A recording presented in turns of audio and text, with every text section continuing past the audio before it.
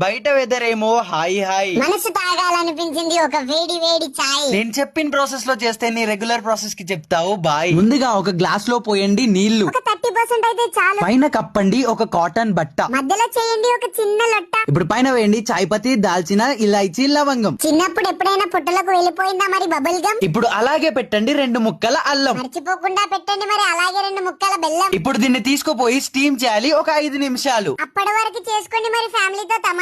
ఇప్పుడు బయటకి తీసి బట్టని పిండితే వస్తుంది ఎర్ర ఎర్రటి రసం. అదేనండి ఈ చాయ్ లో ఉన్న మంచి కషాయం. ఇప్పుడు దీన్ని తీసుకొని పోయి పోయండి వేడి వేడి పాలల్లో. ఇలాంటి మంచి మంచి రైమింగ్స్ తో వీడియోస్ ఉన్నాయి మరి నా ఛానల్లో. కొద్దిసేపు కలిపారంటే రెడీ అయిపోతుంది మన వేడి వేడి చాయ్. కానీ స్ట్రెస్ కి నువ్వు చెప్పాలి మరి బాయ్. అండ్ ఫైనల్లీ చాయ్ లో బిస్కెట్ అద్దాలంటే చాలా ఇష్టం. కానీ దాన్ని కరెక్ట్ గా బయటకు తీయాలంటేనే చాలా కష్టం. మరి మీకు చాయ్ లో అద్దుకోవడానికి ఏమి ఇష్టం?